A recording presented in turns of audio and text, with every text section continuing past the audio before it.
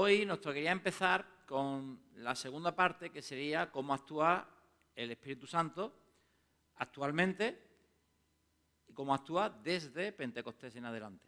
Pero he preferido dejar eso para después porque me parece mejor pues terminar con ese tema, que es cómo actúa el Espíritu Santo en nosotros. Me parece mejor terminar con ese tema y esta parte, que quizás es más teórica, pues verla primero, ¿vale?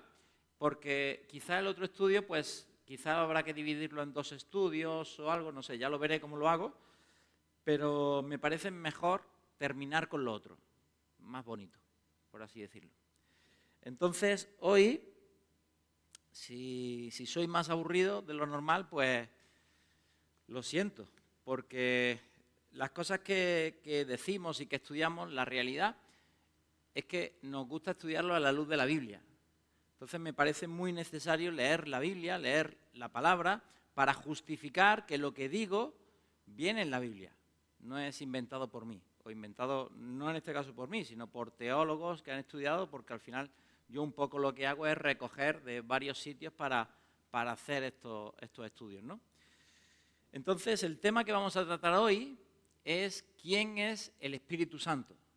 Vamos a tratar a la persona del Espíritu Santo. Sabemos que es una de las tres personas de la Trinidad, ¿verdad? Está el Padre, el Hijo y el Espíritu Santo. El problema, entre comillas problema, porque para nosotros no creo que lo sea, pero a lo largo de la historia el Espíritu Santo se han tenido otros conceptos de quién era el Espíritu Santo. A veces se ha pensado que el Espíritu Santo era como el poder de Dios. Es decir, cuando Dios actuaba, a ese poder o a esa manifestación del poder se le llamaba el Espíritu Santo. Pero el Espíritu Santo no era un ente, un ser propio, sino simplemente la manifestación del poder de Dios. Y eso se ha pensado a lo largo de la historia. Incluso hoy en día también hay grupos, iglesias que lo piensan. Estamos hablando del unitarismo o de los neo-ortodoxos, se llaman, los más modernos de todos. Pues esa gente es como que le quita la entidad al Espíritu Santo. Entonces, es como cuando se dice que Satanás es la personificación del mal. Es como si fuera, esto es el mal, y yo, para entender como si fuera una persona, le pongo la persona a Satanás, pero no trato a Satanás como una persona con poderes, con ideas y pensamientos, ¿no? Pues es parecido a eso. Pero hoy vamos a estudiar y vamos a ver cómo el Espíritu Santo efectivamente es una persona. Y qué pruebas bíblicas encontramos de que el Espíritu Santo es una persona. Y no me refiero a una persona humana, ¿vale? No me refiero a eso. Me refiero a una persona, a una entidad independiente, propia. Y cuando digo independiente, entenderme, no es independiente. Está interconectada y es interdependiente en la Trinidad, ¿vale? Pero bueno, ¿qué pruebas encontramos de que el Espíritu Santo, en primer lugar, es una persona? Pues la primera, tiene inteligencia. El Espíritu Santo es inteligente. Fijaros, 1 Corintios capítulo 2, versículos 10 y 11. Dice, pero Dios nos reveló a nosotros por el Espíritu Santo, porque el Espíritu Santo todo lo escudriña, aún lo profundo de Dios. Es decir, ahí vemos al Espíritu Santo escudriñando. ¿Y qué significa escudriñar? Pues escudriñar significa pensar, reflexionar profundamente sobre algo. Estudiar. Así que vemos al Espíritu Santo pensando. Además, Romanos 8:27 nos dice que en el pensamiento del Espíritu Santo. Y además, en 1 Corintios 2:13, este sí lo vamos a leer, dice, y puede enseñarles a las personas, dice 1 Corintios 2:13, lo cual también hablamos, no con palabras enseñadas por sabiduría humana, sino con las que enseña el Espíritu Santo, acomodando lo espiritual a lo espiritual. Es decir, vemos al Espíritu Santo como el que enseña, el maestro. En segundo lugar, aparte de tener inteligencia, tener mente, demuestra sentimientos. Aquí lo vemos claramente, un versículo súper conocido, ¿no? No contristéis al Espíritu Santo. Y contristar es como empequeñecer. Es como cuando hay una mujer maltratada, ¿no? Que se le quita la personalidad, el maltratador elimina su personalidad. Pues eso es como lo que nosotros hacemos con el Espíritu Santo. Quitamos el poder que Él puede tener sobre nosotros, quitamos el efecto que Él pueda ejercer sobre nosotros y paralizamos su obra en nosotros si pecamos, es decir, lo contristamos. Y eso empobrece o entristece al Espíritu Santo. Si el Espíritu Santo fuera una simple influencia, un mover, no se le podría entristecer. Tampoco tendría una mente propia. Pero en tercer lugar, y quizá más importante, el Espíritu Santo tiene voluntad. ¿Entendemos lo que es la voluntad? Es decir, la capacidad de decidir, de desear algo. Yo quiero que ocurra esto, eso es mi voluntad, ¿no? Pues, 1 Corintios 12:11 dice, pero todas estas cosas las hace uno y el mismo Espíritu, repartiendo a cada uno en particular como Él quiere. Está hablando de cuando reparte los dones. ¿Y cómo reparte los dones? El Espíritu. Dice, a cada uno reparte en particular como Él quiere, según su voluntad. ¿Lo vemos? Con lo cual el Espíritu Santo tiene una voluntad que es propia de Él. No es una mente que es superior a Él, el cual le dice lo que tiene que hacer. No, el Espíritu Santo tiene una voluntad. Por lo tanto, estas tres características nos muestran que tiene características de persona, de una personalidad independiente. Pero además, las acciones que realiza también demuestran que es una persona. Perdón, no estoy pasando. Atributos, esto lo hemos visto ya, ahí. Las acciones que el Espíritu Santo realiza también nos demuestra esta personalidad. Pues primero, Él nos guía hacia la verdad. Juan 16:13 dice, pero cuando venga el Espíritu de verdad, Él os guiará a toda la verdad, porque no hablará por su propia cuenta, sino que hablará todo lo que oyere, y os hará saber todas las cosas que habrán de venir. El Espíritu Santo os guiará a toda la verdad. Es alguien el que nos está guiando. ¿Veis la personalidad ahí? También dice en Juan 16:8 que el Espíritu Santo nos convence de pecado. Juan 16:8 dice, y cuando Él venga, refiriéndose Jesús al Espíritu Santo, convencerá al mundo de pecado, justicia y de juicio. ¿Quién convence a las personas de pecado? Pues es el Espíritu Santo. Tú puedes decirle a alguien que es pecador, tú puedes demostrarle a alguien que es pecador y la persona seguir sin aceptar que es pecador. Porque necesita cualquier persona que el Espíritu Santo haga la obra de convicción de pecado. Y hasta ahí nosotros no podemos llegar. Solo podemos anunciar, pero el que convence de pecado es el Espíritu Santo. Por lo tanto, sus acciones también hace que sea una persona. Incluso en la Biblia nos da un versículo en el que nos dice que el Espíritu Santo hace un milagro. Y no está hablando del Espíritu Santo a través de Jesús o el Espíritu Santo a través de una persona, sino el Espíritu Santo Él directamente. Porque que el Espíritu Santo hace milagros a través de una persona se ve muchas veces, tanto en el Antiguo como en el Nuevo Testamento, sobre todo en el Nuevo. Pero que Él mismo haga un milagro, Hechos 8:39, dice, cuando subieron del agua, el Espíritu del Señor arrebató a Felipe, y el eunuco no le vio más, y siguió gozoso su camino. Es decir, cuando Felipe bautiza al eunuco, ¿qué ocurre ahí? Y dice, y el Espíritu Santo arrebató a Felipe. Hizo que Felipe desapareciera en ese momento. ¿Esto os recuerda alguna otra escena de Jesús? ¿Os recuerda algún momento en el que Jesús de repente desaparezca?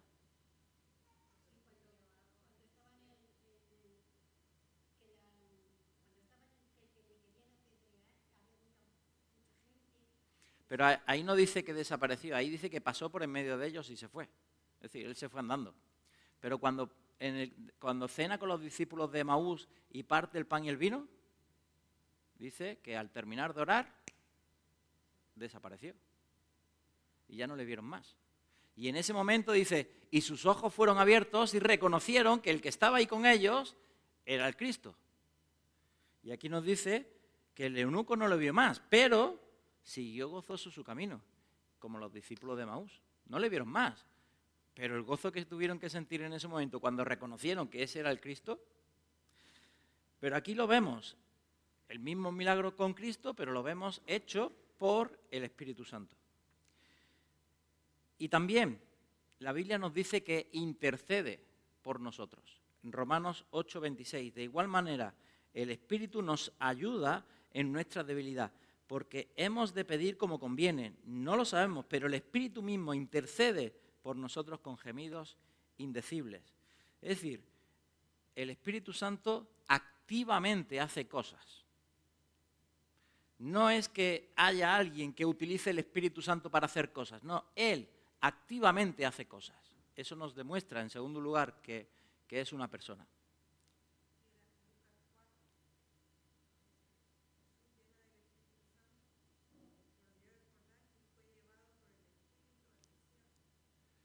Sí, pero ahí no podemos decir que desapareciera. Ahí, igual que Pablo, que eso es un ejemplo que tengo más adelante, cuando él se dirigía hacia Asia y el Espíritu le dijo, no, hacia Asia no, ve hacia el otro lado.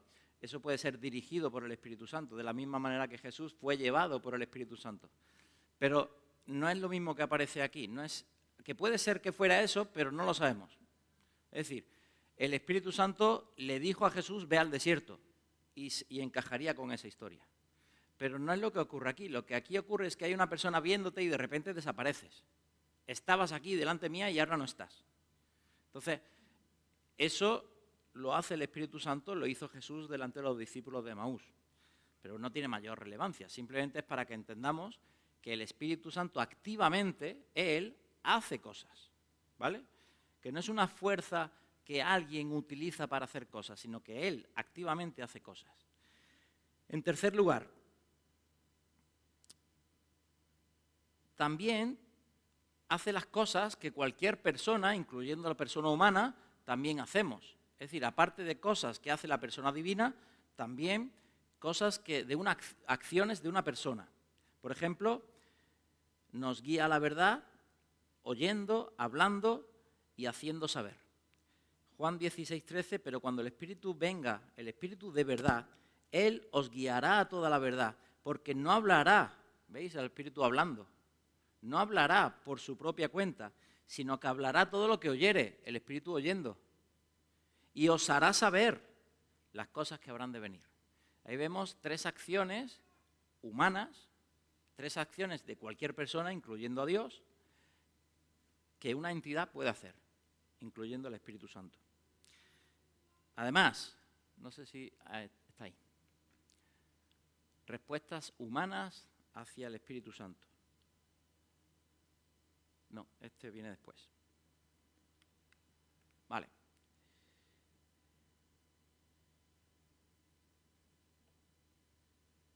Vale. Bueno, vamos a ver este.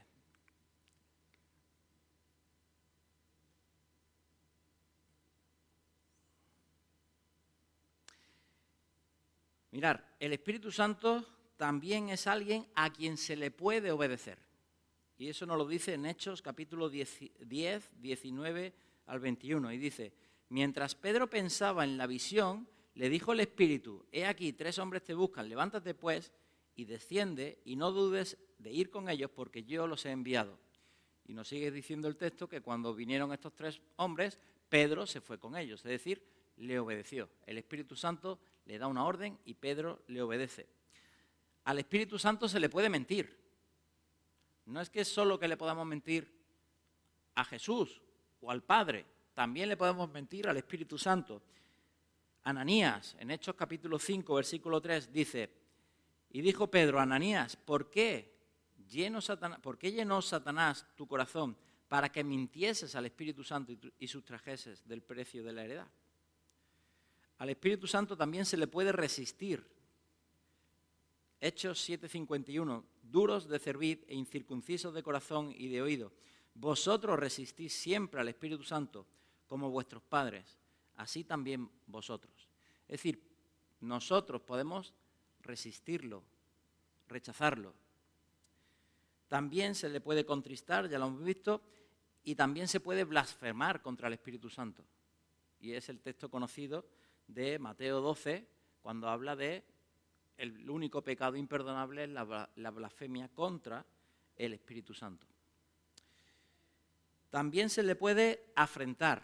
Fijaros lo que dice Hebreos 10:29. Dice, ¿cuánto mayor castigo pensáis que merecerá el que pisoteare al Hijo de Dios y tuviere por inmunda la sangre del pacto en la cual fue santificado e hiciere afrenta al Espíritu de gracia? Es decir, se le puede insultar, afrentar al Espíritu Santo. Por lo tanto, no solo es lo que Él hace, sino también lo que Él puede, las acciones que Él puede recibir. También nos demuestra que el Espíritu Santo es una persona.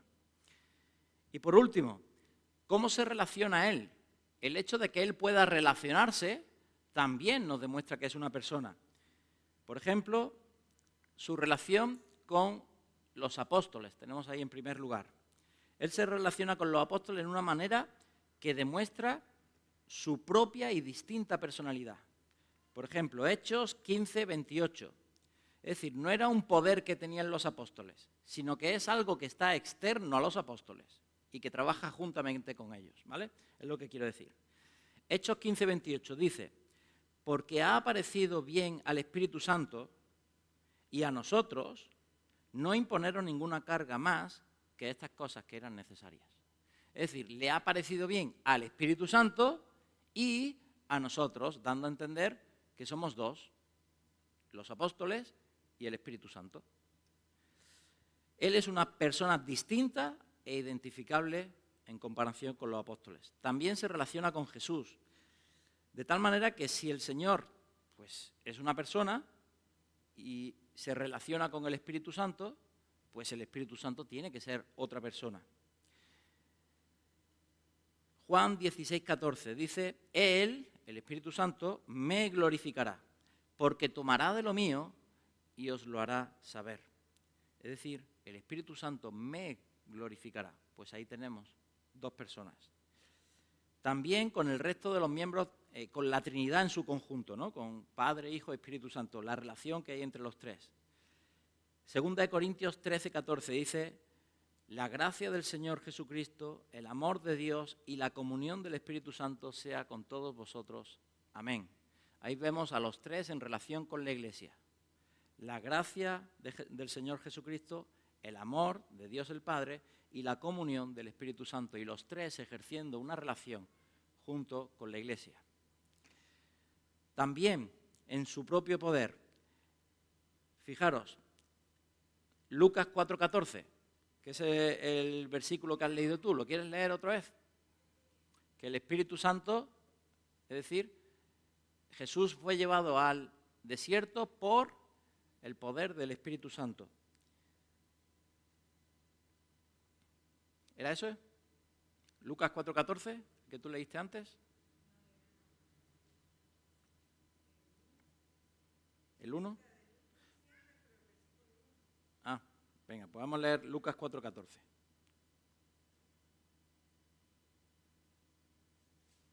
Lo busco. Lucas 4:14 dice, y Jesús volvió en el poder del Espíritu Santo a Galilea.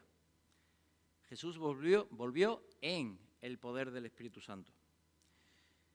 Pero me gusta más para este apartado Hechos 10:38. Dice, como Dios ungió con el Espíritu Santo y con poder, aquí vemos dos poderes diferentes, ¿no? El poder del Espíritu Santo y el poder de Jesús de Nazaret.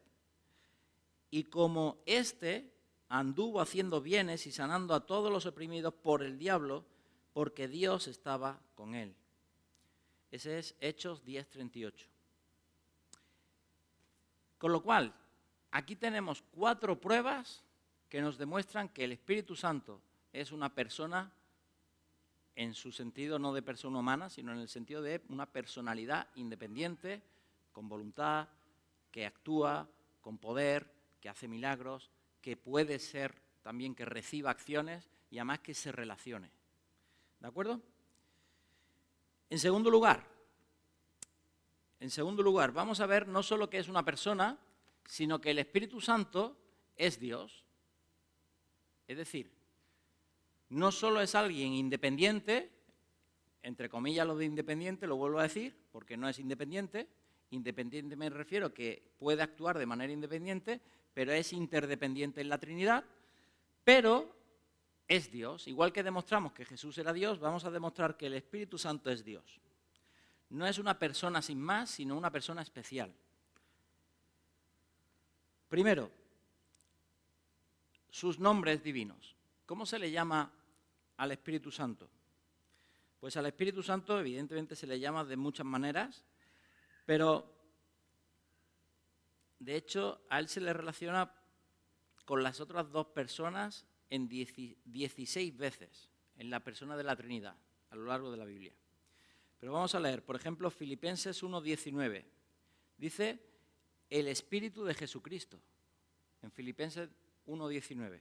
Es decir, ahí tenemos un nombre que se le da al Espíritu Santo, pero relacionándolo con otra persona de la Trinidad, el Espíritu de Jesucristo. 1 Corintios 6:11, ahí nos dice el Espíritu de nuestro Dios. El Espíritu de nuestro Dios, relacionándolo con la otra persona de la Trinidad. Pero además, el Señor Jesucristo, ¿cómo lo llamó? Lo llamó el Consolador, el otro Consolador. Juan 14:16, utiliza la palabra otro, el otro Consolador, como si Él fuera el primer Consolador y es necesario otro Consolador. El hecho de que nos diga la propia palabra otro, pues significa que es otro, pero de la misma clase. Es decir, otro igual que yo. Eso es lo que se está refiriendo a Jesús cuando dice, os enviaré a otro Consolador, porque es otro igual que yo. Un Consolador que va a consolar no porque estés triste y te sientas mal, sino que va a consolar por el fruto del pecado en tu vida. Ahora, si Cristo era una persona, pues entendemos que el otro Consolador también tiene que ser otra persona. Pero si además de ser otra persona es de la misma clase que Él, si Cristo era Dios, entendemos que este otro Consolador también es Dios. Por lo tanto, los nombres que se le dan al Espíritu Santo en el Nuevo Testamento lo que nos demuestran es que el Espíritu Santo era Dios. Aparte, los atributos, igual que hicimos con Cristo, hablamos de sus nombres, pero también hablamos de sus atributos, y en este caso de los atributos divinos, de atributos que no son comunicables, atributos que solo Dios tiene. No hay ningún otro ser los pueda tener. Vamos a ver, por ejemplo, Isaías 40:13. Isaías 40:13 nos dice, ¿quién enseñó al Espíritu de Jehová o le aconsejó enseñándole? ¿Qué atributo nos está hablando ahí? ¿Quién enseñó al Espíritu de Jehová? ¿O quién le puede enseñar? ¿O quién le aconsejó? ¿Qué atributo de Dios nos puede estar hablando ahí? ¿Que Dios es? Si nadie puede aconsejarle, es porque Él ya lo sabe todo. Por lo tanto, es omnisciente. Nadie le puede enseñar nada, porque ya lo sabe todo. Y está hablando del Espíritu de Jehová. Primera, la omnipresencia. En Salmo 139:7 dice, ¿a dónde me iré de tu Espíritu? ¿A dónde huiré de tu presencia?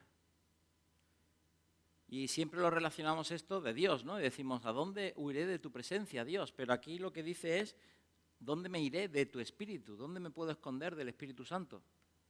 ¿Por qué? Porque es omnipresente. Por último, omnipotencia. Y esto lo hablamos en cuanto a que el Espíritu Santo estuvo trabajando en la creación. Job 33:4 dice, el Espíritu de Dios me hizo, dice Job. Y Él sopló, y el soplo del Omnipotente me dio vida. El soplo de Dios me dio vida. el Espíritu de Dios me hizo. También nos habla de que Él es verdad, es dador de vida. Y aquí vemos muchas características de Dios en el Espíritu Santo. Pero también, aparte de sus atributos, también nos va a demostrar que el Espíritu Santo es Dios porque puede hacer las cosas que solo Dios puede hacer.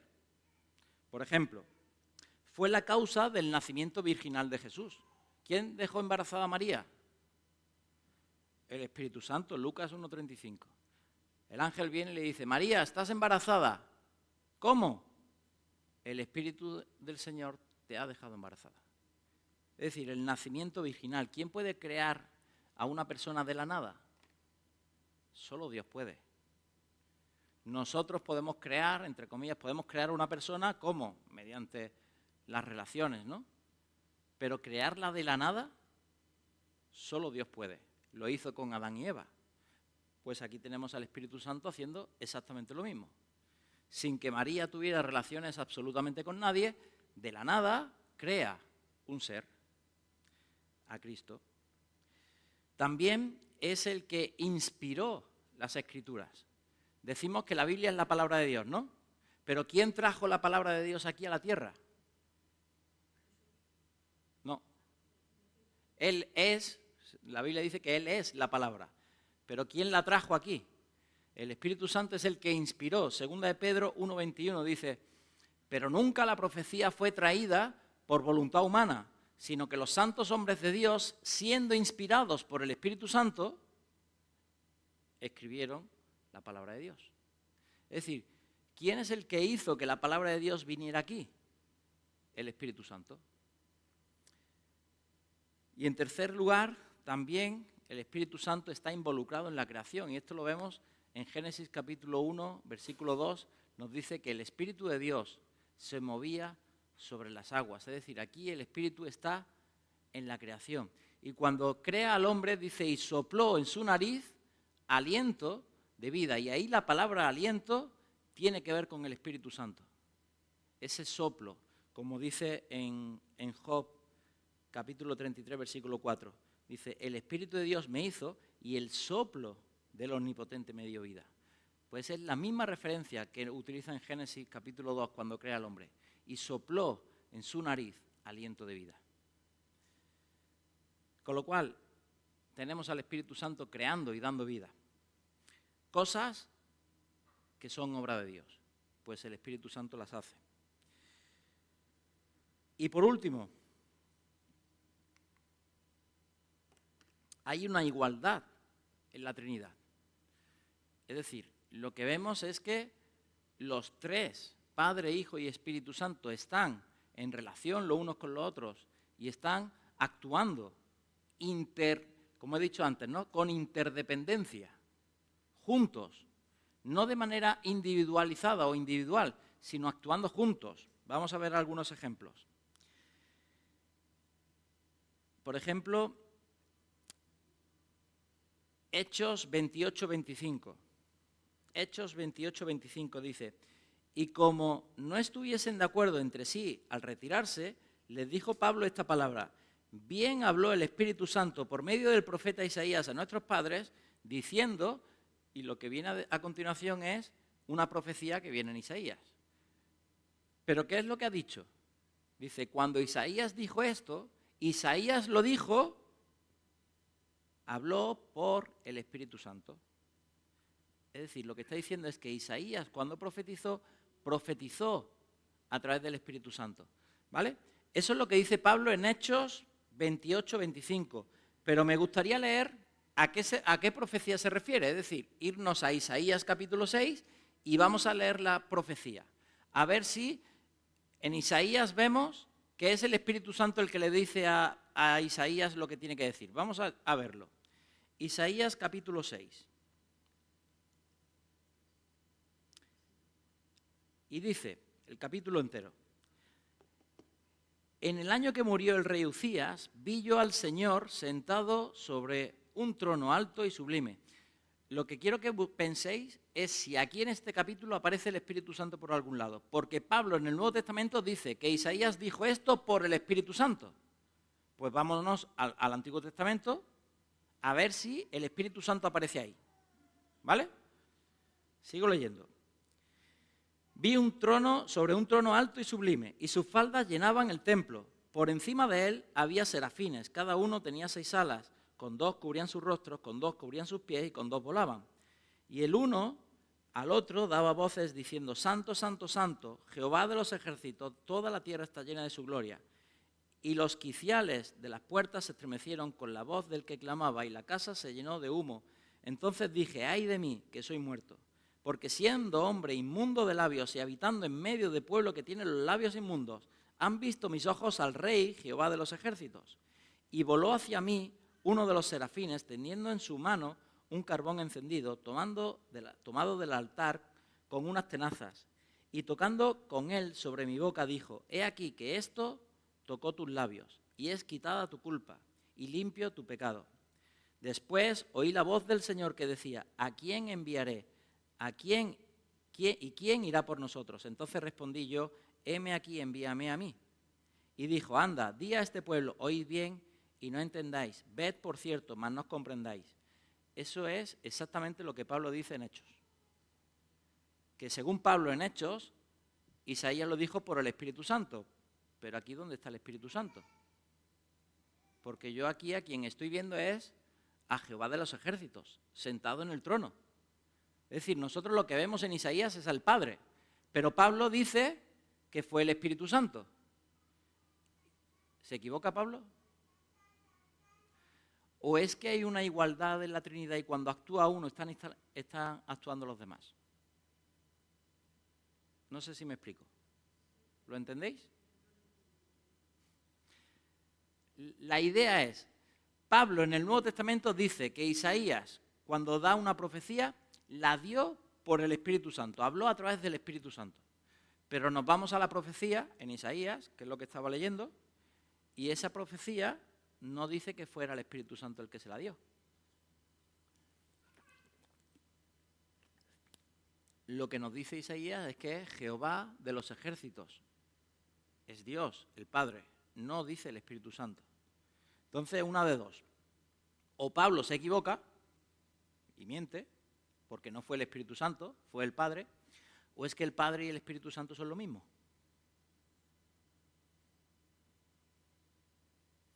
Yo personalmente no creo que la Biblia se equivoque, ni que Pablo se equivocara, ni que mintiera. Entonces, ¿a qué conclusión llegamos? A que hay una igualdad en la Trinidad, a que el Espíritu Santo es Dios. Hay una igualdad entre el Padre y el Espíritu Santo. Y ahora vamos a hacer lo mismo, pero con Jesús. Mirad, Hebreos 10, del 15 al 17.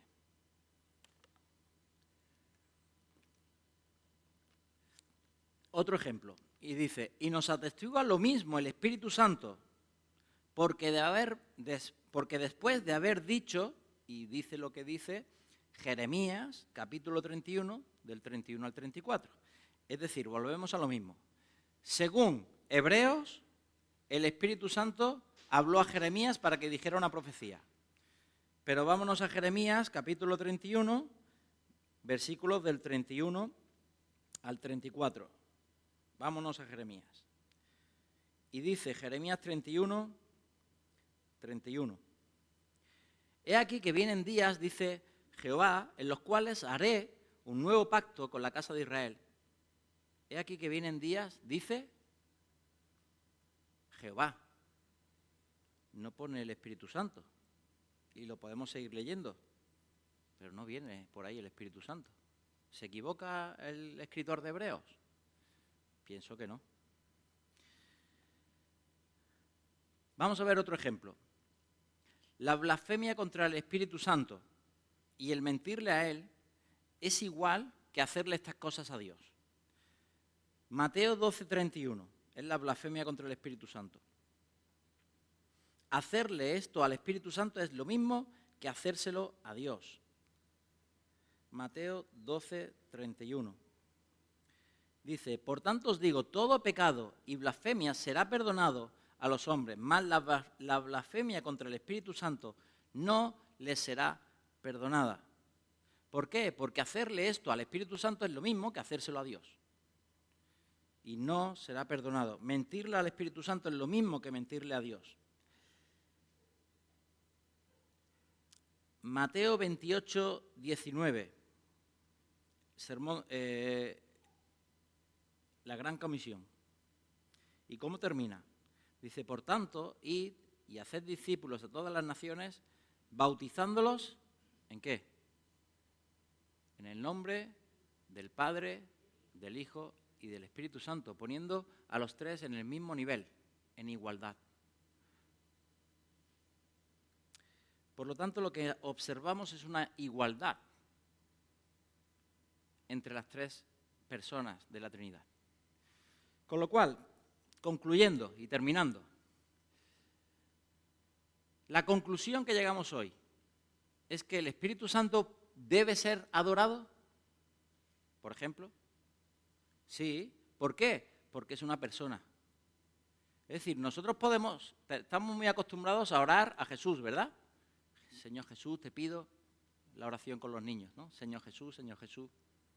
Y también oramos al Padre, Padre mío, Abba Padre, mi papito, te pido. Pero ¿cuánto oramos al Espíritu Santo? ¿Y cuántos decimos, te pido Espíritu Santo, que vengas, que me llenes?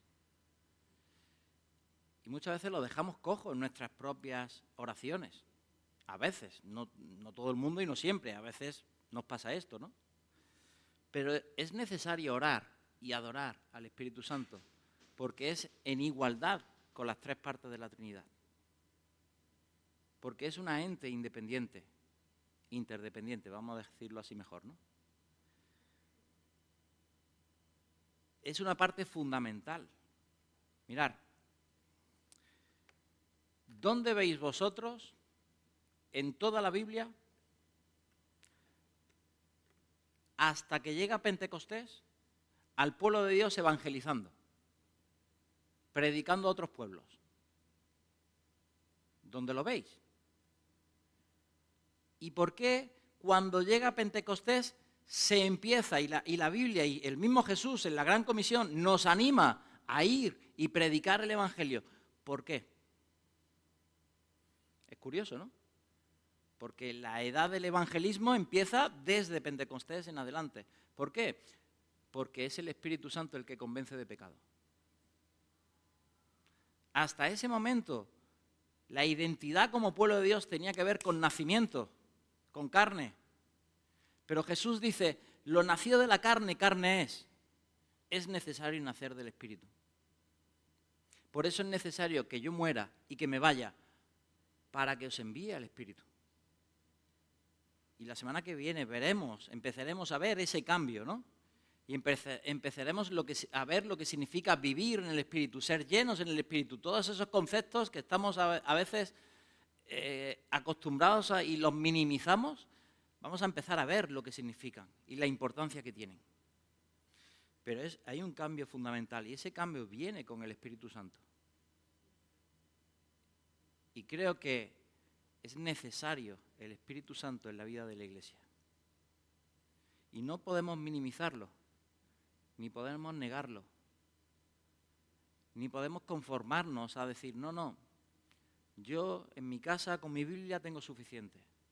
Lo siento, pero no. Porque el que te convence de verdad no es tu inteligencia, es el Espíritu Santo. Es el que te va a llevar a toda verdad. El que te va a transformar, como vimos la semana pasada, de gloria en gloria, para que te parezcas más a Cristo. ¿Quién es? El Espíritu Santo. El que realiza la obra en ti es el Espíritu Santo. El que va a hacer que tu predicación sea poderosa y transforme vidas no es tu elocuencia. Si acaso es el don que te ha dado el Espíritu Santo.